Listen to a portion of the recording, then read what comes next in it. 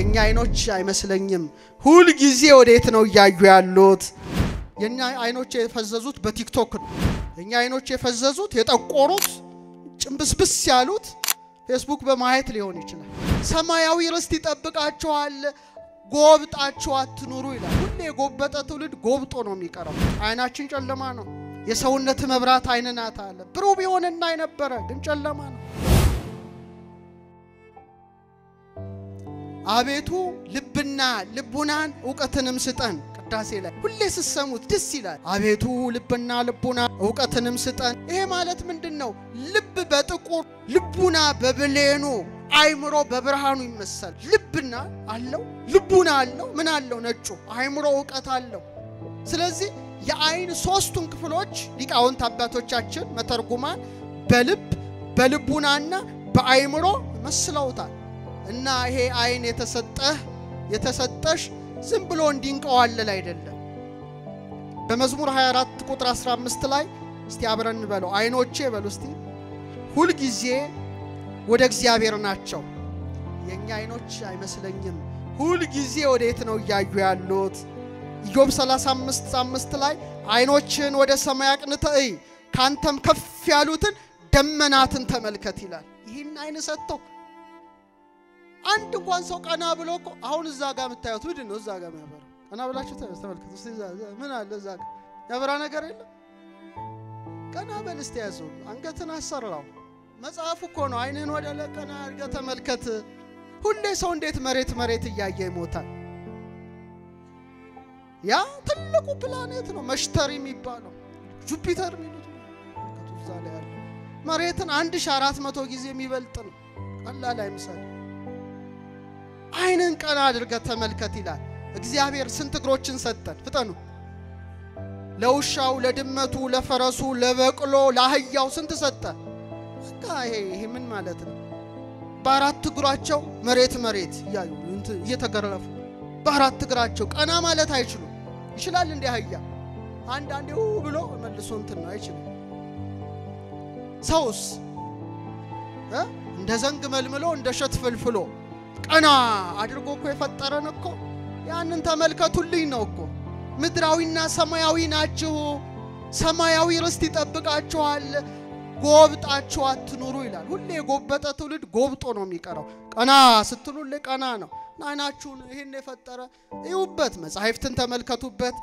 የኛ አይኖች አምላኬን ስጠብቅ አለ ዳዊት አይኖች የፈዘዙ ይላል መዝሙር 68 ቁጥር 3 ላይ የኛ አይኖች የፈዘዙት በቲክቶክ ነው የኛ አይኖች የፈዘዙት የጠቆሩት ጭምብስብስ ያሉት ፌስቡክ በማየት ሊሆን ይችላል ዳዊት ግን አምላኬን ስጠብቅ አይኖቼ ፈዘዙ አለ ምኖቼ ፈዘዙ ምን አይነት የተባረከ አይን ነው የክርስቶስን መከራ ያሰበ ፈሳሽን የሚያፈስ እንባን የሚያወጣ አይን የተባረከ ነው ክርስቶስን የሚያይ አይን የተባረከ ነው እውነተኛ መቅደስ ነው እኛ እንደዚህ ስንል እግዚአብሔር ደግሞ አትረፍርፎ የሰጠንን ልንገራችሁ ፈቃደኛ ናችሁ 7 አይኖችን ሰጥቶናል ስንት አይኖችን ሁለቱም ባግባቡ በሰሩ ነው በአንድ ድንጋይ ላይ 7 አይኖች አሉ ዘካርያስ 3:9 ምን ማለቱ ነው 7 አይንተ ልቡና አለን 7 አይኖች አሉ እኛ ባናይበት ቅዱሳን ግን አይተውበታል ረቂቁን ዓለም አይተውበታል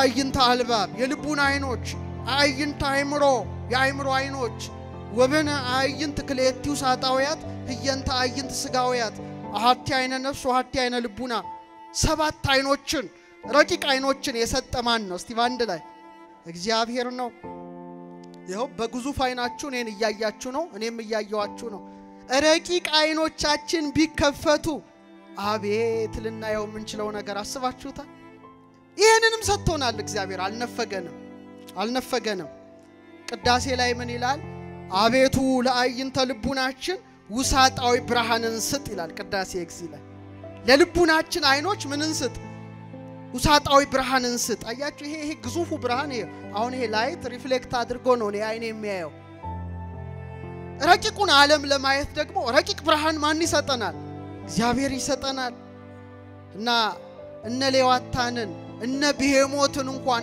አዩ ቢባሉ ቅዱሳን እንኳን መላእክትንና ነፍስን ግዙፋኑ እንኳን በአይንተ ልቡና ነው እግዚአብሔር ይህን አይናችንን ያብራልን። በዘኍልቍ 22:31 ላይ በለዓምን ተመልከቱት። በለዓም እስራኤልን ሊረግም ሄደ። መርገም ከባድ ነው፣ ምርቃትም ይሰራል የቃል ኃይል ስለሆነ። ሊረግም ሲሄድ መከልከል ስላለበት ይሄ ሰው የእግዚአብሔር መልአክ መጣ ሰይፉን ይዞ አህያው አየችው። በለዓም ግን አላየው። አህያውን ይደበድባል በሰው አንደበት ጭምር ለምን ትመታኛለህ እስክትለው ድረስ። እና ምን ይላል መጽሐፉ? እግዚአብሔርም የበለዓምን አይኖች ከፈተ ይላል። ምኖቹን ከፈተ? ረቂቅ አይኑ ማለት እኮ ነው። የእግዚአብሔርን መልአክ በመንገድ ላይ ቆሞ የተመዘዘ ሰይፍ በእጁ ይዞ ነበረ። ሰገደ፣ በግንባሩ ወደቀ ይላል። አያችሁ? ይሄ አይን ሲከፈት ቅዱስ ገብርኤልን ማየት ይቻላል። እንደነ ሄኖክ ኡራኤልን ማየት ይቻላል። ሚካኤልን ማየት ይቻላል። ራጉኤልን ማየት ይቻላል። አሁን እንኳን ረቂቁን ግዙፉንም አላየንበትም ነው። እግዚአብሔር አይናችን ይክፈትልን። ሁለተኛ ነገሥት 6:17 አንድ ሁለት ጥቅስ ነግሬያችሁ ልጠቅልለው። በጣም ይገርማልና ኤልሳ ይሰማችሁ ነው። እዚህ ቁጭ ብሎ ብላችሁ አስቡት፣ በሀገሩ ኢየሩሳሌም ብትኖሩ ሶሪያ ድረስ የሚመከረውን ያውቃል ያያል። ይሄ ማለት ከባድ ነው። ዜና ሰምታችኋል? ሰሞኑ ትልቅ ዜና ወጥቶ ነበር በመላው ዓለም። እንግዲህ ይሄን ሳምንት 2-3 ሳምንት ብዙ ሰው ይነጋገርበታል። ለምሳሌ አሜሪካ CIA ታውቃላችሁ አይደል? የደህንነቱ መስሪያ ቤት ከባዱ ምን አለ በቅርቡ ታቦተ ጽዮን ኢትዮጵያ ውስጥ መኖሯን አረጋግጠናል አሉ። አሜሪካዎች ነው ያሉት። አሁን ነው ያሉት። ባለፈው ሳምንት አንድ ሳምንት ውስጥ በምን አወቅን ነው ያሉት? እኔ እነሱ ያሉትን ነው። እኔ ይሄን መኑ አትመኑ ይራሳችሁ። ሪሞት ቪዊንግ የሚባል ነገር አለ። ሩቅ ማየት የሚችሉ ከባድ ነገር ነው አይደል? እነሱ አይተው ይላሉ። በመንፈሳዊ ዓለም ኤልሳ ኢየሩሳሌም ሆኖ ሶሪያ ያለውን ያውቃል። እስራኤል ሆኖ ያውቃል። ለያን ምክራቸውን ያንሾካሾኩትን እነሱን ተጠቅመን አሉ እንዳለች አውቀናል አሉ። እና አሁን ከዚህ በኋላ ምን እንደሚመጣ ነው እንጨካወቁ እኛ እናውቃለን። እና ምንድነው ከዛ ይነግረዋልና የሶሪያው መሪ ማን ነው ምክራችን የሚያወጣው? ነብይ ያለ ወታደሮቹን ላከ። ከዛ ወታደሮቹን ሲልክ ብላቴናው ሲያይ የሶሪያ ወታደሮች ዙሪያውን ከበዋል። ፈራ። አይዞህ አለው ኤልሳ። እነሱ ጋር ካሉት እኛ ጋር ያሉት ይበልጣሉ ቢለው ምንም ሊረዳ አልቻለም። እና ምን ይላል ቃሉ? ኤልሳም አለ አቤቱ ያይ ዘንድ አይኖቹን ግለጥ ብሎ ጸለየ። እግዚአብሔርም የብላቴናውን አይኖች ገለጠ። እነሆ በኤልሳ ዙሪያ ያሉት የእሳት ፈረሶችና ሰረገሎች ተራራውን መልተውት ነበር። አያችሁ? ጸሎት አለ ማለት ሲጸልይ አይኑ ምን ሆነ? ተከፈተ። ይሄ አይደለም የነፍስ አይኑ መላእክት ዙሪያው። አሁን ይሄ አይናችን ቢከፈት ስንት ነገር እናይ ነበር፣ ግን ጨለማ ነው። አይናችን ጨለማ ነው። የሰውነት መብራት አይነናት አለ ብሩህ ቢሆን እናይ ነበር፣ ግን ጨለማ ነው። ስለዚህ እውነተኛውን ብርሃን ክርስቶስን ሁሌ ማስገባት አለብን። አያችሁ? ከብርሃኑ ተለይተናል ማለት ነው። ከብርሃኑ ተለይተናል እና በቅዳሴያችን ላይ ውሳጣዊ አይናችንን አበራህልን ይላል። እስቲ ውሳጣዊ በሉ እስቲ። አይናችንን አበራህልን። ልክ እንደነ ቀሌዮጳ ነው። ማዕድ ላይ ሲሄድ እንጀራውን ቆርሶ ይሰጣቸዋል። ሲከፍቱት አይናቸው ይገለጣል። እሱ መሆኑን ያውቃሉ፣ ይሰወራቸዋልና ሰሎሞን ምን አለ? የጠቢብ አይኖች በራሱ ላይ ናቸው። መጽሐፈ መክብብ ምዕራፍ 2 ቁጥር 14 ወአብድ ሰው ውስተ ጽልመት ይሐውር። ሰነፍ ሰው ግን አለ በጨለማ ሄዳል ማለት መላእክትን አያይም፣ ረቂቁን ነገር አያይም፣ ጨለማ ውስጥ ነው ካለ በኋላ ሁለቱም መጨረሻቸው አንድ እንደሆነ አስተዋልሁ ይላል። ለተከፈተለትም ለጨለመበትም ሞት ነው። ልዩነቱ ግን ምንድነው? ክርስቲያኖች ይሄ በህይወት እያለ አይኑ ተከፍቶለታል ማለት እግዚአብሔር አይናችን ያብራልን። ስለዚህ ቅዱስ ያሬድ ጾመ ድጓው ላይ አሁን ባቢ ጾም ቆም ነውና ወያብር አይንት አልባቢነ ይላል። የልቡናችን አይኖች ያብራልን ይላል። ደስ አይልም ጸሎቱ? ወይክስታ አይንት አልባቢነ የልቡናችን አይኖች ይግለጥልን። ሀበነ እግዚኦ አይንት አይምሮ አቤቱ የእውቀት አይኖችን ስጠን ዘወትር አንተም ብቻ ያዩ ዘንድ። ደስ አይልም? ማንም ብቻ ያዩ ዘንድ? አንተም ብቻ ያዩ ዘንድ ይላል። ስለዚህ እቺ የመጨረሻ ጥቅስ ናት። እስቲ እንስማ። ጳውሎስ በኤፌሶን 1:18 እንዲህ ይላል፣ እርሱን በማወቅ ይላል የጥበብንና የመገለጥን መንፈስ እንዲሰጣችሁ ለምናለሁ ይላል። ምን አይነት መንፈስ? የእውቀት መንፈስ እና የመገለጥ መንፈስ። አያችሁ? ምን ተገለጠልን? እኛ ጨለማ። ይሄንም ጳውሎስ ግን ምን ይላል? የእውቀት መንፈስ የመገለጥ መንፈስ እንዲሰጣችሁ ለምናለሁ ይህም አለ ሐዋርያው የልባችሁ አይኖች ሲበሩ አለ የምናችሁ አይኖች ሲበሩ የልባችሁ አይኖች ሲበሩ የመጥራቱ ተስፋ ምን እንዲሆን በቅዱሳኑም ዘንድ ያለው የርስት ክብር ባለጠግነት ምን እንደሚሆን ለምናምን ከሁሉም ይበልጥ የኃይሉ ታላቅነት ምን እንዲሆን ታውቁ ዘንድ ነው ይላል እግዚአብሔር አይናችን ይክፈትልን ለዚህ ነው ቅዳሴ አትናቴዎስ አሁን ባለፈው የደብረ ዘይት የተቀደሰው ላይ ምን አለ አትናቴዎስ በውጪ የተተከሉ ጆሮዎች አይደሉ የውስጣዊ ልብ ጆሮዎች ይከፈቱ በውጪ የሚያበሩ አይኖች አይደሉ የውስጣዊ ልብ አይኖች ይገለጡ ይላል በቃ ቅዳሴ ላይ ቅዱሳን ሲገለጡ ህብስቱ ተለውጦ ስጋ መለኮት ወይኑ ተለውጦ ደመ መለኮት ሲሆን ያዩታል ስለዚህ እግዚአብሔር ሰውን እንዴት አከበረው አይገርም ግሩምና ድንቅ አድርገ ፈጥረኛልና ምን እልሃለሁ አንድ ሰዓሊ ስዕል ስሎ መጨረሻ ምን ያደርጋል ስሙን ነገሩ ያዟቸው ስሙን ጽፎ ፊርማውን ይፈርምበታል በቃ የኔ ነው ይሄ ስዕል እገሌ ባላለው ሰዓሊው ብሎ ፈርምበታል ሰውም እንደዛ ነው የእግዚአብሔር ስዕል ነው ስሙ ፊርማው ነው ማህተሙ ነው ውስጣችን አርፏል ለቤዛነት የታተምንበት ማህተም ነው ያውም በሐላፊ ወርቅና ብር አይደለ በክቡር የክርስቶስ ደም እንደተዋጃችሁ ታውቃላችሁ ይላል በሁለት ደቂቃ ስጠቀልለው ትምርቴን አንድ አስደናቂ ነገር ተገኘ ግኝቱን ያገኙት የውጭ ሰዎች ናቸው በተለይ የእስራኤል ሳይንቲስቶች ይሄን ልብ አድርጋችሁ አድምጡ በጣም ወሳኝ ሁሌ እንዳትረሱት ከባድ ነው ግን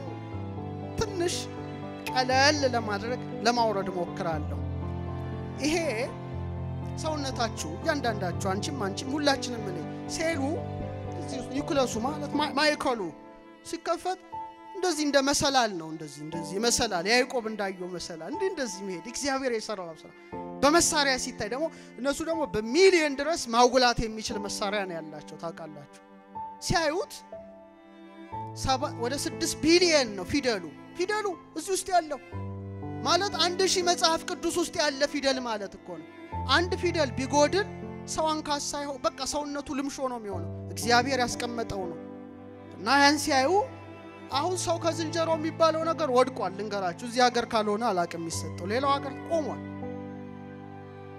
ምንድነው ይሄን እንዲቆም ያደረገው ይሄ ሲፈተሽ ታየ በኋላ ደግሞ እግዚአብሔር መቼም በሰጠው ዕቀት እንዲህ ሲመለከቱት ምን አለ መሰላቸው 10 5 6 5 ላይ ሰልፈሪክ አሲድ ነው እንደዚህ ምሆራለው ብሪጅ ይሰራል 10 5 6 5 ይቆማል 10 5 6 5 ይሄን ፊደል እንጻፍ ቢባል በቀን 8 ሰዓት ብንጽፍ አንተም ውስጥ አንቺም ውስጥ እኔም ውስጥ ያለውን ፊደል 50 ምናምን አመት ይፈጅብናል የራሳችን ግሩምና ድንቅ አድርገ ፈጥረኛልና መሰግናለሁ ከዛ አሁን የእስራኤል ሰዎች ስለሆኑ ብሉይ ኪዳንንም ስለሚያውቁ ሳይንቲስቶቹ ዕውቀትን ከእምነት ጋር ያስተባበረ ተመራማሪ ፍቱን ነው እግዚአብሔር ዝም ብሎ አያስቀምጥም ይሄንን አሉና ያን ቁጥር ወደ ፊደላቸው ለወጡት ነው የሰማችሁ ነው ትንሽ ከብዳል ግን እውነት ነው ጉግል አድርጋችሁ 1565 ሲሉ መዝሙር 118 ላይ ነው የገቡት መዝሙር ስንት 118 ዳዊት አሌፍ ቤት ጋሜል ዳሌት እያለ ሄድና 10ኛው ላይ ዮድ ይላል የውጣ ቀዲሙ ዜናውና በይውጣ እንተይቲ ቀዳሜ ስሙ ለመድኃኒነ ዮድ እጆች ሰሩኛ በጃጁኝ ይላል አሉ የንጻፉ 5ኛ ላይ አሁንም ይላል ሀ ምትል ፊደልና ጻፉ ኢንክሪፕት ነው የሚያደርጉት ሰውነታችን ከዛ 6ኛው ላይ ወናት አበገደሃ ዋዌ ጻፉ ከዛ 5ኛው የሃ ወሃ ብለው ገለበጡት ቁጥሩ ምን ማለት ነው የሃ ወሃ ማለት ያህዌህ የሚል እግዚአብሔር ስም ለወጡት ማለት ያህዌህ የሚለው ስሙ ለሙሴ እጸጳጦስ ውስጥ ሆኖ አያ ሸራህያ ይሄ አሼር ይሄ በዕብራይስጥ አነ ውእቱ ዘሐሎ ይሄሉ ያለውና ምኖረው እኔ ነኝ ያለው ስለዚህ እግዚአብሔር ስም ነው ዲኤንኤ ውስጥ ያለው ወደሚለው ሄዱ ማለት ነው እየሰማችሁ ነው ስሙ ሕያውን ስሙን ነው ለዚህ ነው ሰው መግደል ማትችለው አትችልም የንጉስን ደብዳቤ ደፍሮ መቅደድ የሚችል ማን ነው? እግዚአብሔር በአርአያው የፈጠረውን ሰውነት ማፍረስስ የሚችለው ማን ነው? ማን ነው? የእግዚአብሔር ስም የተጻፈብን በአርአያውና በአምሳሉ የፈጠረን ኋላም በትንሣኤ ዘጉባኤ የሚያስነሳን ንጉሳችን፣ ሕይወታችን፣ እረኛችን፣ ብርሃናችን ስሙ ጣፋጭ ሆነው ኢየሱስ ክርስቶስ ክብርና ምስጋና አምልኮትና ውዳሴ ለሱ ይገባል። ያስተማረን የመከረን የአባቶቻችን አምላክ የሰማነውን በልቡናችን ላይ ያሳድርብን። ወስብሐት ለእግዚአብሔር።